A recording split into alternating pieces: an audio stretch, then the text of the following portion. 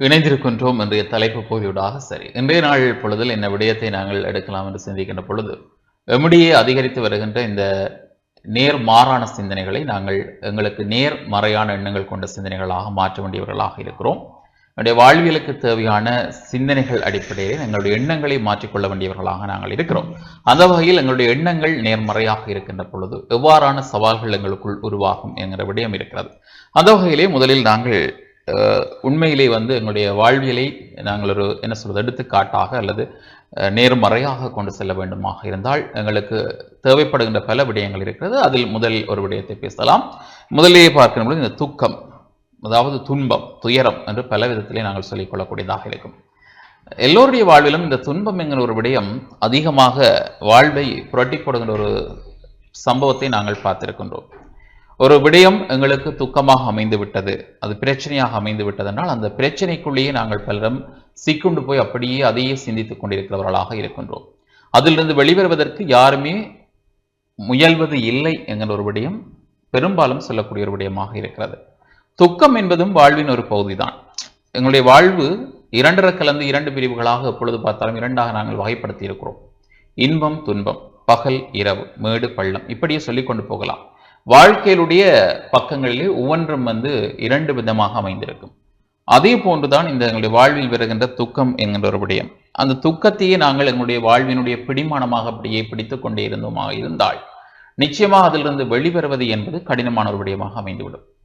வாழ்க்கையில் நாங்கள் கடக்க வேண்டிய ஒரு விடயத்தில் சந்தோஷம் எப்படி எங்களுக்கு எவ்வளவு தூரத்துக்கு முக்கியமாக அமைகிறதோ, அல்லது வெற்றியாக மகிழ்ச்சியாக நாங்கள் இருக்கின்ற பொழுது ஒரு விடயத்தை எப்படி செய்கிறோமோ, அதே போன்று துக்கம் என்கிற ஒரு நிலைப்பாடு வருகின்ற பொழுதும் அதை கொஞ்சம் ஓரமாக வைத்துவிட்டு எங்களுடைய அடுத்து வரப்போகின்ற பாதைகள் அல்லது எங்களுடைய குடும்பத்தினுடைய அடுத்த தடை கற்களாக இருக்கின்ற அந்த தடைகளை பிடுங்கி எங்களுடைய வாழ்வியலினுடைய ஓட்டத்தை அப்படியே கொண்டு செல்ல வேண்டியவர்களாக நாங்கள் நிர்பந்தப்பட்டிருக்கின்றோம். அதுதான் உண்மை.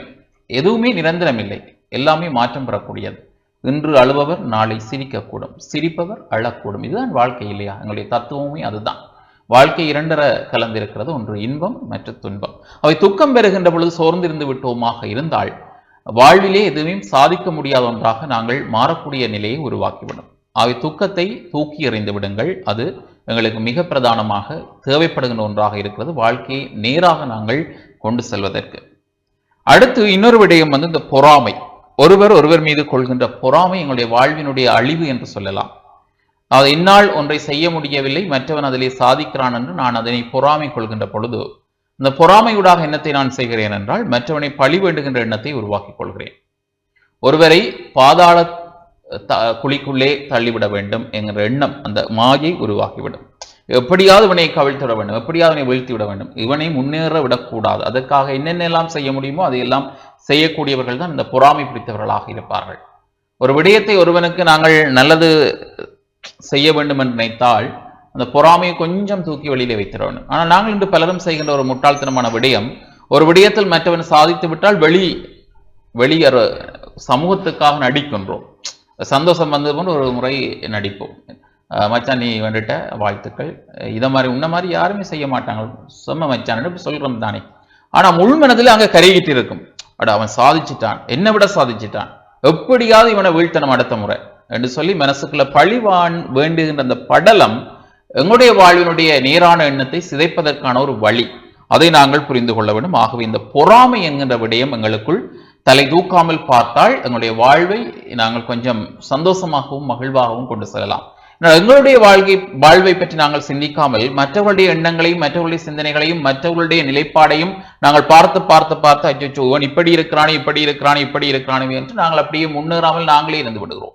அவனுக்கு என்ன செய்யலாம், அல்லது அவனை எப்படி வீழ்த்தலாம், அல்லது அவனுக்கான தடைகளை எப்படி உருவாக்கலாம் என்று சிந்திப்பதிலே நேரமும் காலமும் ஓடிவிடும். அவை நாங்கள் எங்களை பட்டை தீட்டிக் கொள்வதற்கான நேரத்தை நாங்கள் தவற விடுகிறோம். அதனால் பொறாமை என்கிற அந்த விடயத்தையும் நாங்கள் தவிர்க்க வேண்டியவர்களாக இருக்கிறோம். அடுத்து இன்னொரு விடயம் இயலாமை. பலரும் சொல்கின்ற விடயம் என்று இயலாமை, முடியாது, என்னால் இது சரிவர செய்ய முடியாது, என்னால் இயலாது, அல்லது எனக்கும் இதற்கும் சம்பந்தம் இல்லை, இதை நான் செய்வேனா தெரியவில்லை என்கிற அந்த விடயம் என்று இந்த இயலாமை பட்டியலுக்குள்ளே பலரிடம் இருக்கிறது. பலரும் ஒரு பிரம்மையாக இன்றைய வாழ்வை பார்த்து பயப்பட்டுக் கொண்டிருக்கிறோம். ஒன்றை பார்த்தவுடனே அது எங்களுக்கு அதிலே களத்திலே இறங்காமல் அல்லது அதை சேத்திரனிலே காட்டாமல் பார்த்த பார்ப்பிலே இது எனக்கு முடியாது என்கிற விடயத்தை நாங்கள் எங்களுக்குள்ளே எடுத்துக்கொள்கின்ற பொழுது இயலாமை வெளிப்பட்டு விடுகிறது. அதை நாங்கள் சவாலாக நேருக்கு நேர் மோதி அதிலேயே நாங்கள் வெற்றி காண்போம் என்கிற அந்த திடத்தை மனதில் கொண்டால் இயலாமை தூர ஓடிவிடும். ஆனால் இன்று பலரும் இந்த இயலாமையை பற்றி அதிகமாக பேசிக்கொண்டே இருக்கிறார்கள். ஏனென்றால் எங்களுக்கு பிடித்தது இதுதான், இதைத்தான் நான் செய்வேன், இதனூடாகத்தான் நான் முன்னேறுவேன், இந்த படிப்புத்தான் பிடிக்கும், இந்த தொழில் தான் கிடைக்க வேண்டும், அதைவிட வேறு எதையும் நாங்கள் சிந்திப்பவர்களாக இல்லை. என்னால் மற்றது ஒன்றும் முடியாது, நான் சொகுசான வாழ்க்கையைத்தான் விரும்புகிறேன், நான் ஏழ்மையாக மாட்டேன் என்ற எண்ணங்கள் பலரிடம் இருக்கிறது. இப்படி வாழ்க்கையினுடைய பல அனுபவ பாடங்களை கற்காதவர்கள் சொல்லுகின்ற அந்த சொல்லுத்தான் இயலாமை என்று சொல்ல முடியும். வாழ்க்கை என்பது எல்லாவற்றையும் படிப்பினையாக தந்துவிட்டுத்தான் போகும். தொடர்ந்து நாங்கள் பணக்காரனாகவும் இருக்க முடியாது, சொகுசு வாழ்க்கையை வாழ முடியாது. ஏதோ ஒரு சந்தர்ப்பத்தில் மாற்றம் பெறத்தான் வாய்ப்பு இருக்கும். அதுதான் வாழ்க்கை. அது அனுபவத்தை கற்றுக்கொண்டவர்களுக்கு புரியும். அவை இயலாமை என்கிற அந்த விடயத்தை எங்களிலிருந்து நாங்கள் எடுத்துக்கொண்டு முயலாமை இருக்கின்ற விடயத்தை முடித்து காட்ட வேண்டும். முயலாமையாக நாங்கள் இருக்கின்றபடியினால் தான் எங்களால் அது முடியவில்லை. ஆகவே இயலாமை என்கிற சொல்லை நாங்கள் அறவே எங்களுடைய அதிகாரத்திலிருந்து நீக்கிவிட்டு நாங்கள் முடிந்தவரை எல்லாவற்றிலும் ஒரு முயற்சி எடுத்து பார்ப்போம். முயற்சி என்கிற ஒரு விடயம் எங்களுக்கு எப்பொழுதும் வெற்றியை தரக்கூடியதான் இருக்கும். ஆகவே இயலாமை என்பதை நாங்கள் எங்களிலிருந்து விரட்ட வேண்டியதாக இருக்கிறோம். அடுத்து இந்த பலரும் சோம்பரித்தனம் அல்லது கஞ்சல்தனம் என்று சொல்வார்கள். நாங்களே எங்களுக்குள்ளே எதையும் செய்ய முடியாமல் கஞ்சத்தனமாக இருப்போம் அல்லது சோம்பரிகளாக இருப்போம்.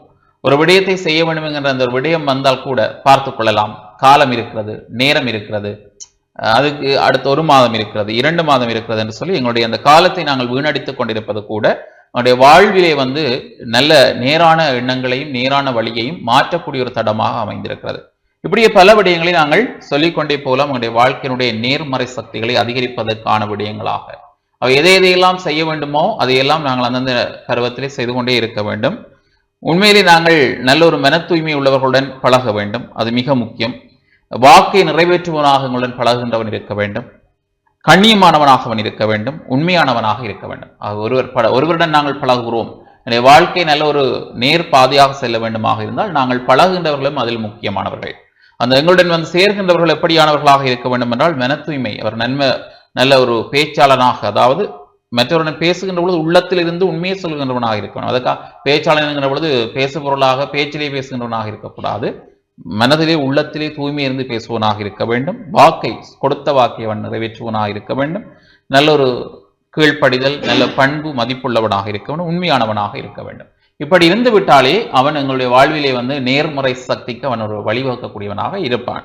அப்படியானவர்களை நாங்கள் உருவாக்கி கொள்ள வேண்டும். அது மட்டுமல்லாமல் எங்களுடைய வாழ்க்கை நேராக செல்ல வேண்டுமாக இருந்தால் உடல் சார்ந்தும் பல விடயங்கள் இருக்கிறது. அதிலே தியானம், யோகா என்கிற விடயங்கள், உடற்பயிற்சி என்கிற விடயங்கள், இந்த விடயங்களையும் நாங்கள் எடுத்துக்கொள்ளலாம். ஏனென்றால் அதுவும் எங்களுடைய வாழ்வினுடைய நேர்மறை சக்திக்கு ஆதரவானவை.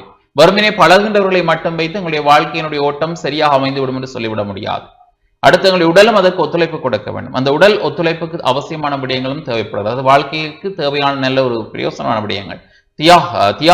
தியானம், யோகா, இந்த பயிற்சிகளை நீங்கள் தினமும் செய்வதற்கு முயற்சிக்க வேண்டும். தினம்தோறும் ஒரு 15 நிமிடங்கள் ஒரு தியான பயிற்சியோ அல்லது யோகா பயிற்சியோ மேற்கொண்டால் கூட சிறப்பான ஒரு விடயமாக அமையும். அடுத்து உடற்பயிற்சிகள் செய்தது. உடற்பயிற்சி என்கிற போது நீங்கள் கடின உடற்பயிற்சி தேவையில்லை. உங்களுக்கு முடிந்தவரை உங்களுடைய வாழ்வை வளமாக்கக்கூடிய, உங்களுடைய உடலை நலமாக்கக்கூடிய நல்ல சிறு பயிற்சிகளை நீங்கள் மேற்கொள்ளலாம். அதே போன்று சமூக சேவை செய்தல் எங்களுடைய வாழ்விலே எங்களுக்கான நேர் எண்ணங்களை வளர்க்கக்கூடியது. ஒருவருக்கு நாங்கள் செய்கின்ற உதவி, அல்லது ஒரு இயலாதவருக்கு நாங்கள் செய்து கொள்கின்ற உதவி, அல்லது ஒரு இயலாதவருக்கு நாங்கள் அவருக்காக நடந்து கொள்கின்ற விதங்கள், அல்லது அவரை நாங்கள் கவனித்துக் கொள்கின்ற விதங்கள் எல்லாம் எங்களுடைய எண்ணங்களை நல்ல நேராக பிரதிபலிக்கக்கூடிய விடயங்கள். அதே போன்று அடுத்து இன்னொரு விடயம், ஒரு மனிதனுடைய வாழ்விலே நூல் வாசிப்பு என்கின்ற ஒரு விடயமும் நல்ல ஒரு நேர்மையான சிந்தனைக்கு வழிவகுக்கும். நாங்கள் பலவிதமான நூல்களை வாசிக்கிறோம். அதில் எங்களுக்கு பிடித்தமான நூல்களை மட்டும்தான் நாங்கள் தொடர்ச்சியாக வாசிக்கிறோம். ஆனால் அவ்வாறான விடயங்கள் அல்லாமல் எங்களுடைய வாழ்க்கைக்கு தேவையான பல விடயங்களை நாங்கள் கற்றுக்கொள்கின்ற விதமாக நூல்களை வாசிக்கின்ற பொழுது நல்ல நேர்மறையான சக்திகளை எங்களுக்குள்ளே உள்ளிருக்கக்கூடியதாக இருக்கும். இப்படி பல விடயங்களை நாங்கள் சொல்லிக்கொண்டே போகலாம். அதே போன்று 4 விடயங்களை நாங்கள் குறைக்க வேண்டியவர்களாக இருக்கின்றோம் வாழ்க்கையை சிறப்பாக கொண்டு செல்வதற்கு. உணவு என்பதையும் அதிகமாக உட்கொள்கின்ற பொழுது அது எங்களுடைய வாழ்வியலை எதிர்மறையான சக்தியை தான் தரும். ஏனென்றால் எதற்கெடுத்தாலும் நான் சொன்ன சோம்பல் போன்ற தன்மைகளை இந்த உணவு அதிகரிக்கின்ற பொழுது, உண்மையிலே உடற்பயிற்சி குறைகின்ற பொழுது இந்த விடயங்கள் உருவாகும். உணவு முக்கியம். தூக்கம், அதாவது நித்திரை அதிகமாக கொள்கின்ற பொழுது எங்களுடைய வாழ்வினுடைய பல பகுதிகளை நாங்கள் இழக்கிறோம் என்று சொல்லியிருக்கிறோம். ஆகவே தூக்கத்தை குறைக்க வேண்டும். முடிந்தவரை எங்களுக்கு எவ்வளவுக்கு நித்திரை தேவையோ அவ்வளவுக்கு போதுமான ஒரு நித்திரை. சோம்பலை குறைக்க வேண்டும், பேச்சை குறைக்க வேண்டும். அதிகமாக நாங்கள் பேச்சை கதைத்துக் கொண்டிருப்பதனால் கூட நேரம் வீணாகிறது. முடிந்தவரை தேவையானதை பேசி தேவையானதை கதைத்து நாங்கள் எங்களுடைய வாழ்வை கொண்டு செல்ல வேண்டும். அதுவும் கூட எங்களுடைய பிரச்சனைகளை அதிகம் உருவாக்காமல் இருப்பதற்கு காரணமாக இருக்கின்றது. 4 விடயங்களை நாங்கள் எங்களுடைய ஆபரணமாக, எங்களுடனே கூட அணியக்கூடிய ஆபரணங்களாக வைத்திருக்க வேண்டும். அதுதான் முக்கியமான விடயம், பொறுமை. பொறுமை என்கின்ற ஒரு விடயம், பொறுத்தார் பூமியாழ்வார் என்பது போன்று பொறுமை என்கின்ற ஒரு பண்பு எங்களிடம் இருக்கின்ற பொழுது அது நல்ல ஒரு சக்தி எங்களுக்கு தரும், நேர்மறையான ஒரு சக்தியை தரும். அதே போன்று சாந்தமான ஒரு குணம், நல்ல ஒரு குணம். அறிவு, எங்களிடம் இருக்கின்ற அறிவு நல்ல ஒரு பயனை தரும். அதே போன்று அன்பு என்கிற விடயம் எல்லோருக்கும் தெரியும். அன்பினால் முடியாத எதுவுமே இல்லை. ஆகவே அன்பின் மூலமாக நாங்கள் வாழ்க்கையின் பல பாகங்களை கடந்து வந்திருக்கின்றோம். அன்பை ஒருவர் மீது ஒருவர் செலுத்துகின்ற பொழுது கூட வாழ்க்கையை நேர்மறையாக கொண்டு செல்லக்கூடியதாக இருக்கும். இப்படி பல விடயங்கள் இருக்கிறது இல்லையா கிருஷ்ணன்? நிச்சயமாக நீங்கள் கூறியது போல நேர்மறையான சிந்தனைகள் எங்களுடைய வாழ்க்கையில் எங்களுடைய உயர்வு பாதையை நோக்கி அழைத்து செல்லக்கூடியதாக இருக்கின்றது. இன்று பலருக்கு திறமை இருக்கலாம், பலருக்கு பல விடயங்களில் ஆர்வம் இருக்கலாம். ஆனால் மற்றவர்கள் என்ன சொல்வார்கள், மற்றவர்களுடைய விமர்சனங்கள் எவ்வாறு இருக்கும் என்பவற்றை குறித்து வருத்தப்பட்டுக் கொண்டே அந்த செயலில் இறங்காமல் இருப்பார்கள். சிலரை நாங்கள் பார்க்கின்ற போது எல்லாவற்றையும் பிரச்சனையாகத்தான் எடுத்துக்கொள்வார்கள். ஒரு 2 நபர்கள் பேசிக் கொண்டிருக்கிறார்கள் என்று சொன்னால் தன்னை பற்றித்தான் பேசிக் கொண்டிருக்கிறார்கள் என்று சொல்லி சிந்திப்பது. மாறாக ஒரு சிறிய விடயம், ஏதாவது ஒரு பயணத்தின் போது ஒரு பஸ்ஸை தவற விட்டு விட்டார்கள், அல்லது போக வேண்டிய இடத்துக்கு சரியான நேரத்தில் போக முடியவில்லை. இவ்வாறான விடயங்கள் எல்லாம் சாதாரணமான விடயங்களையும் அவர்கள் பிரச்சனைகளாக எடுத்துக்கொண்டு தங்களுடைய வாழ்க்கையில் பிரச்சனை என்று சொல்லியே தங்களுடைய வாழ்க்கையில் அநேகமான நேரங்களை தேவையற்ற விதத்தில் கழித்துக் கொண்டு இருக்கிறார்கள். அது மாத்திரமல்லாமல் அநேகர் பயப்படுகின்ற ஒரு விடயம் இந்த விமர்சனம். மற்றவர்கள் என்ன சொல்லுவார்கள், ஒவ்வொருவருடைய பார்வையும் வெவ்வேறு கோணங்களாக இருக்கும். என்று சொன்னால் ஒவ்வொருவரும் இருக்கின்ற சிந்தனைகள், ஒவ்வொருவரும் அவர்களுடைய நிலைகளை வைத்து ஒவ்வொரு விடயங்களை சிந்திப்பார்கள். அப்பொழுது அவர்கள் பார்க்கின்ற போது ஒவ்வொருவருக்கு ஒவ்வொரு விடயங்கள் பிழையாக தெரியலாம், சில சமயங்களில் தவறாக செய்யலாம். சில சமயங்களில் சிலர் வேண்டுமென்றே விமர்சனங்களை செய்யக்கூடிய நிலைமை இருக்கும். ஒருவர் தன்னுடைய திறமையை சரியாக வெளிப்படுத்துகிறார் என்று சொன்னால் அவரை எவ்வாறாயினும் தாழ்த்தி விட வேண்டும், அல்லது அவர் எந்த நிலையிலாவது அந்த நிலையில் இருக்கக்கூடாது என்கின்றதுக்காக பல்வேறு விமர்சனங்கள், அவருக்கு எதிரான விமர்சனங்களை கூறக்கூடும். ஆகவே தேவையற்ற விமர்சனங்களை பார்த்து நாங்கள் எப்பொழுதுமே சிந்தித்துக் கொண்டிருக்க கூடாது, பயப்படக்கூடாது. எங்களுடைய பாதையில் நாங்கள் சரியாக செல்ல வேண்டியவர்களாக இருக்கின்றோம். அது மாத்திரமல்லாமல் நாங்கள் யாரையும் வன்மமாக நினைக்க கூடாது. எங்களுடைய வாழ்க்கையில் பலர் உதவி செய்திருப்பார்கள், சிலர் உதவி செய்யாமல் இருந்திருப்பார்கள், சிலர் எங்களுக்கு தீங்கிழைத்திருப்பார்கள், பல்வேறு வகையானவர்கள் எங்களுடைய வாழ்க்கையில் இருப்பார்கள். இருந்தாலுமே தீமை செய்தவர்களுக்கும் நாங்கள் நன்மை செய்து பழக வேண்டும். அவ்வாறு நாங்கள் நன்மைகள் செய்கின்ற போது அந்த தீமை செய்பவன் கூட மாற்றம் அடையக்கூடிய ஒரு நிலை இருக்கின்றது. எங்களுடைய வாழ்க்கையில் நேர்மறையான சிந்தனைகளை நாங்கள் எப்பொழுதுமே வளர்த்துக் கொள்ள வேண்டும். நாங்கள் நேராக சிந்திப்பவர்களாக இருக்கின்ற போது எங்களுடைய வாழ்க்கையும் வெற்றி பாதையை நோக்கி மாத்திரமே நகரக்கூடியதாக இருக்கின்றது. நாங்கள் எதிரானவர்களாக அல்லது மறையான சிந்தனைகளை எப்பொழுதுமே சிந்தித்துக் கொண்டிருப்பதனால் எங்களுடைய வாழ்க்கை பாதிக்கப்படக்கூடிய நிலையில் இருக்கின்றது. அது மாத்திரமல்லாமல் நாங்கள் கேட்கின்ற ஒவ்வொரு விடயங்களும், பார்க்கின்ற ஒவ்வொரு விடயங்களும் நல்ல விடயங்களாக இருக்க வேண்டும். நல்ல நண்பர்களை தேடிக்கொள்ள வேண்டும். சில சமயம் நாங்கள் பார்க்கின்ற போது அறியக்கூடிய ஒரு விடயமாக இருக்கும் என்று சொன்னால், ஒருவர் நல்லவாறாக படித்து ஒரு வேலைக்கு சென்று கொண்டிருப்பார். அவருடைய அந்த நண்பர்களுடைய தெரிவு அல்லது உறவினர்களுடைய தெரிவு தவறாக இருக்கின்ற சந்தர்ப்பத்திலே சில சமயங்களில் அவர்களிடம் இருக்கின்ற அந்த சில பழக்க வழக்கங்கள் இவரையும் தொற்றிக் கொள்ளுகின்ற ஒரு நிலைப்பாடு இருக்கின்றது. நாங்கள் எங்களுடைய வாழ்க்கையிலே நண்பர்களை தேர்ந்தெடுக்கின்ற போது மிக கவனமாக இருக்க வேண்டும். நல்ல நண்பர்களை தேர்ந்தெடுக்க வேண்டியவர்களாக நாங்கள் இருக்கின்றோம். அப்பொழுதுதான் எங்களுடைய வாழ்க்கையும் முன்னேற்றகரமானதாக இருக்கும். அல்லது எங்களுடைய நெருங்கிய நண்பர்கள் பிழை செய்கிறார்கள், தவறு இழைக்கிறார்கள் என்று தெரிகின்ற போது நாங்கள் சுட்டி காட்ட முடியும், அவர்களை திருத்திக் கொள்ள முடியும். அவ்வாறு நட்புகளை சிறந்த வகையில் கொண்டு செல்லக்கூடியதாக இருக்கின்றது.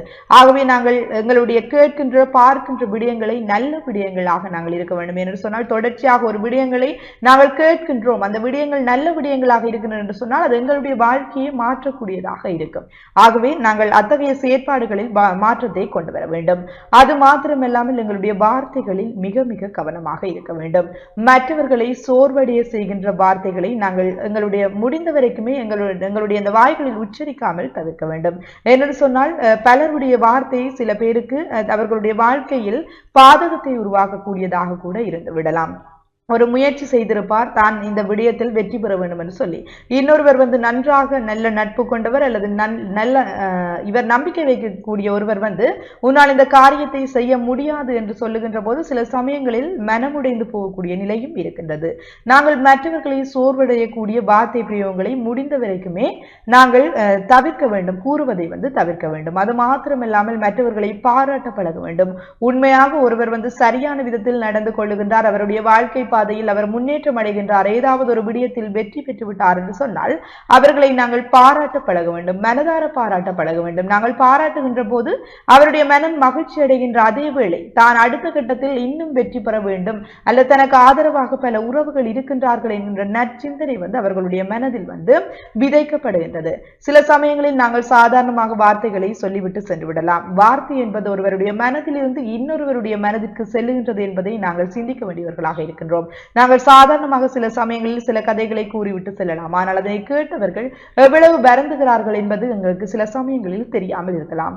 ஆகவே வார்த்தைகளில் நிதானம் தேவை. நாங்கள் கதைக்கின்ற ஒவ்வொரு விடயங்களும் என்னத்தை கதைக்கின்றோம், என்ன பேசுகின்றோம் என்பது தொடர்பான விடயங்களில் வந்து விழிப்பாக இருக்க வேண்டும். இவ்வாறாக நாங்கள் நேர்மறை எண்ணங்களை உடையவர்களாக இருக்கின்ற போது எங்களுடைய வாழ்க்கையும் சந்தோஷமாக அமையும். அது மாத்திரமல்லாமல் வாழ்க்கையில் பதற்ற நிலை குறைக்கப்படுகின்றது. நாங்கள் எப்பொழுதுமே வந்து எதிராக சிந்தித்துக் கொண்டிருக்கின்ற போது அடுத்தது என்ன, என்னால் இந்த காரியம் முடியுமா என்று சொல்லி நாங்கள் ஒவ்வொரு வார்த்தைகளில் ஒவ்வொரு விடயங்களில் வந்து எதிராக சிந்திக்கின்ற போது பதற்றம் எங்கள் மத்தியில் சூழ்ந்து கொள்ளக்கூடியதாக இருக்கின்றது. இந்த பதற்ற நிலையை நாங்கள் குறைக்க வேண்டுமாக இருந்தால் நேரான சிந்தனைகளை நாங்கள் சிந்திக்க வேண்டியவர்களாக இருக்கின்றோம். அது மாத்திரமல்லாமல் எங்களுடைய மனதில் அழுத்த நிலை குறைக்கப்படுகின்றது. மன அழுத்தங்கள் நாங்கள் சிந்தனைகளில் வந்து சரியானவர்களாக இருக்கின்ற போது, நேரான எண்ணங்களை கொண்டவர்களாக இருக்கின்ற போது எங்களுடைய மன அழுத்த நிலைகள் வந்து குறைக்கப்படுகின்றது. உள ரீதியாக கூட நாங்கள் பாதுகாக்கப்படுகின்றோம். எங்களுடைய சிந்தனைகள் நன்றாக இருக்கின்ற போது அந்த சிந்தனைகளை எங்களை வாழ வைக்கக்கூடியதாக இருக்கும். பிறர் எங்களுக்கு தீங்கு செய்தாலும் நாங்கள் அவர்களுக்கு நன்மை செய்ய வேண்டும். அது மாத்திரமல்லாமல் எந்த ஒரு பிரச்சனையும் வந்து தேவையற்ற பிரச்சனையாக நாங்கள் எடுத்துக்கொள்ளாத சந்தர்ப்பத்தில் வந்து நாங்களும் அந்த பிரச்சனையை வந்து பெரிதாக எடுத்துக்கொள்ள தேவையில்லை. என்று சொன்னால் ஒரு பிரச்சனை என்று சொல்லி நாங்கள் அதை மட்டுமே சுற்றி சிந்தித்துக் கொண்டிருக்கின்றோமே தவிர அந்த பிரச்சனையை தாண்டி அடுத்த கட்டம் என்ன என்பதை சிந்திப்பதில்லை. மாறாக அந்த பிரச்சனை என்ன, அதற்கு எவ்வாறு தீர்வு காண முடியும் என்று சொல்லி சாதாரணமாக நாங்கள் நேர்மறையாக அதனை சிந்திக்கின்ற போது இலகுவாக அந்த பிரச்சனையிலிருந்து நாங்கள் வெற்றி கொள்ளக்கூடியதாக இருக்கின்றது. ஆகவே நேயர்களை நாங்கள் ஒவ்வொருவரும் நேரான சிந்தனை உடையவர்களாக இருக்க வேண்டும். நாங்கள் சிந்திக்கின்ற எண்ணங்கள், சிந்தனைகள், நாங்கள் சாதாரணமாக சொல்லுகின்ற விடயம் இதுவும் கடந்து போகும் என்று சொல்லி, இதுவும் கடந்து போகும் என்கின்ற வார்த்தை எவ்வளவு உண்மையோ அதே போலதான் எண்ணம் போல் வாழ்க்கை என்பதும் மிக பிரதானமான ஒரு விடயமாக இருக்கின்றது. எங்களுடைய எண்ணம் தான் எங்களுடைய வாழ்க்கையாக அமைகின்றது. எங்களுடைய எண்ணங்கள் நல்லனவாக இருக்கின்ற போது எங்களுடைய வாழ்க்கையும் சந்தோஷமாக அமையும் என்று கூறிக்கொண்டு நாங்களும் நிகழ்ச்சியிலிருந்து விடைபெற்று செல்ல போகிறோம். மற்றொரு நிகழ்ச்சியில் உங்களை சந்திக்கும் வரை விடைபெற்று செல்லும் நாங்கள் என்ற அன்புடன் கலின் ஸ்டாஜியகுமார் மற்றும் குணம் துஷ்யந்தன். நன்றி நேயர்களே.